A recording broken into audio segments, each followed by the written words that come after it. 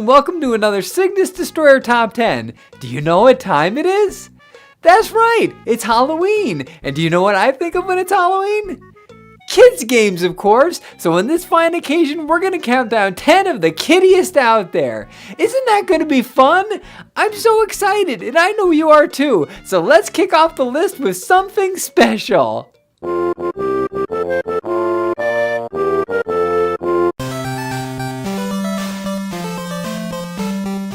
Oh boy, where's Waldo? I remember those picture books. That Waldo sure was one sneaky guy, wasn't he? Trying to find him among all the other colorful characters was so enjoyable, and I bet you all feel the same way. The NES version perfectly captures that experience. Remember how it could be tough to spot his red and white striped outfit among the crowd? Well, it's even harder in this THQ and Bethesda collaboration. The sprites are teeny tiny and lacking detail, making this the ultimate Where's Waldo challenge. Isn't that great? Where's Waldo is the most faithful book-to-game conversion, and it provides minutes of random button-pressing fun for the whole family.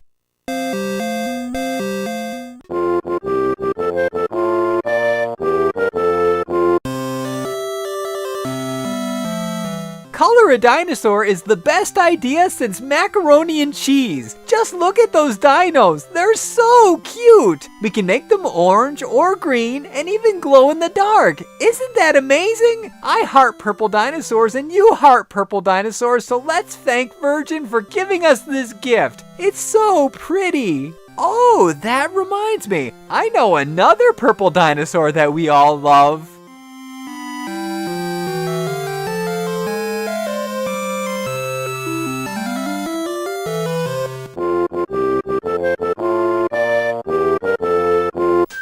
Use our imaginations. Yay for Barney and yay for imagination! In this Genesis family-friendly title, we get to play hide and seek with Barney himself. Remember, I love you. Who needs Sonic after that? That is everything that I've dreamed of and more. Barney is the best. He blows kisses in our direction, hugs us, and helps out little animals. Isn't that wonderful? Barney loves each and every one of us, so we should vote for him to become president. Or put him on a postage stamp. Yeah, probably the postage stamp. Let's ride on the cloud. Rumor has it that somewhere in the valley is a secret hidden ranch. So let's saddle up and go explore.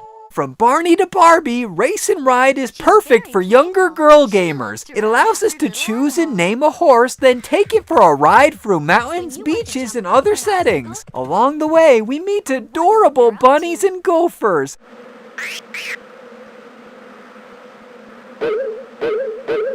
Look at that! It's too much cuteness! Don't you just want to reach through the screen and give them a big hug? Speaking of hugs, it's time to pamper our horsey. Here, Blaze, eat this sugar cube. Now let's groom her. This is the grooming area, where you can take care of your horse. They love to be pampered. Use the curry comb to brush your horse. It's so much fun giving you a bath with all those bubbles. You said it, Barbie. Life couldn't get better than this.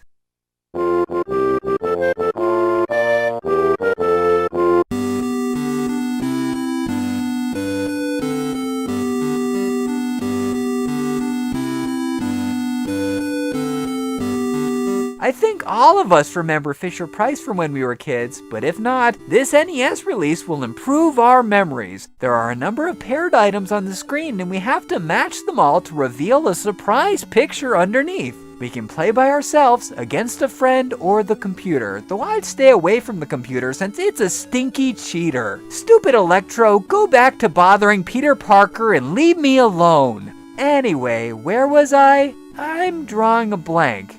Oh no, I guess I need to play more of I Can Remember. Let's do it together, shall we? It'll be a blast.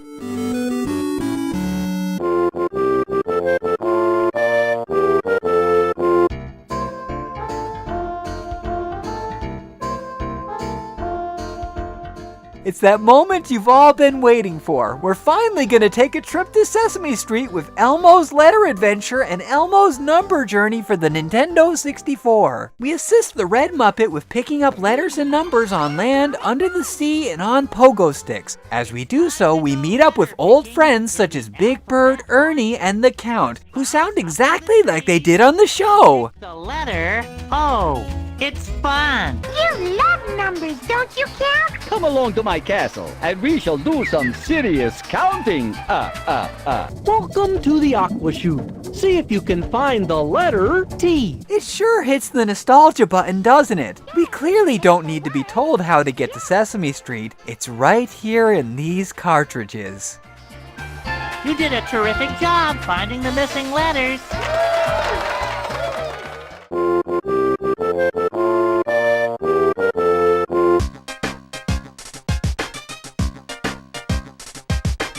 I was too old when the show first aired, but That's So Raven for the GBA has a great moral message that we can all get into. It's about helping friends in need and overcoming hardships. Sure, we occasionally spray perfume in people's faces, but that's beside the point. That's So Raven teaches us that when a bro is jonesing for some hamburgers, you give him those hamburgers and you'll feel better about yourself in the process. That is something we can all get behind.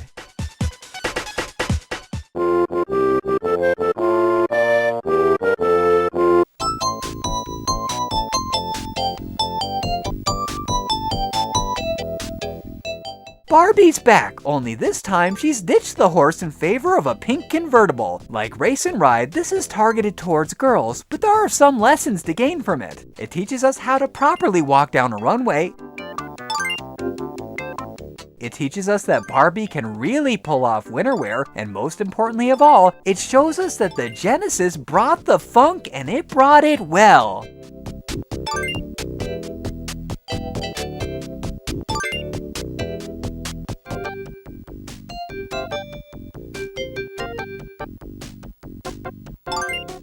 Barbie Supermodel was definitely made for girls, but not even the toughest boys can resist that nasty bass.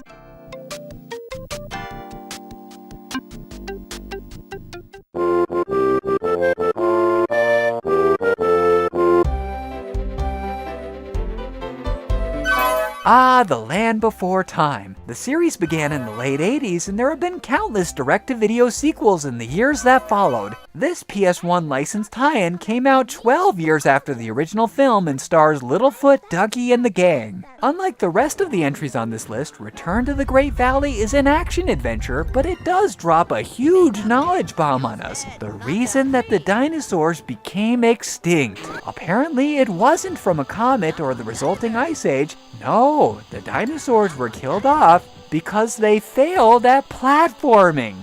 Oh no! Don't fall off high cliffs!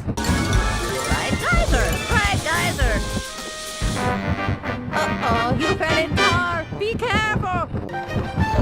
Jump on log! Stay out of water! Silly dinosaurs, don't you know that you can't jump? Don't fall off cliffs! It's a long way down! Alright everyone, we've had a blast so far and learned a lot, but there's only one more kiddie title remaining, and that is...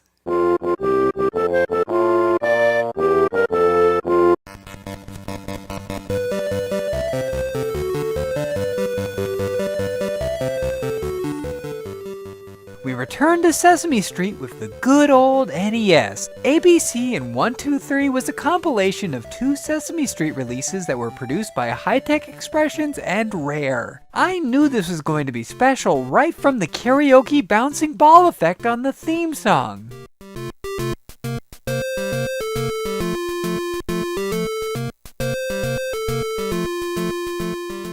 The music, including the chiptune of the familiar theme, was handled by David Wise. Wise's work is truly incredible, isn't it?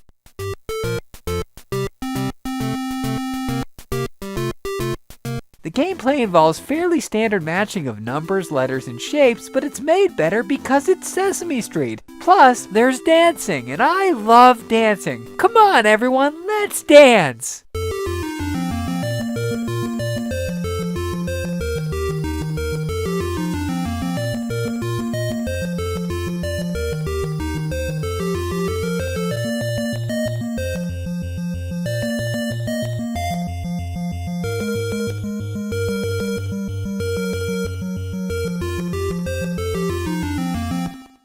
it is, 10 of the kiddiest kids games that ever did kid. I hope you enjoyed it as much as I have, but sadly, it's time to say goodbye.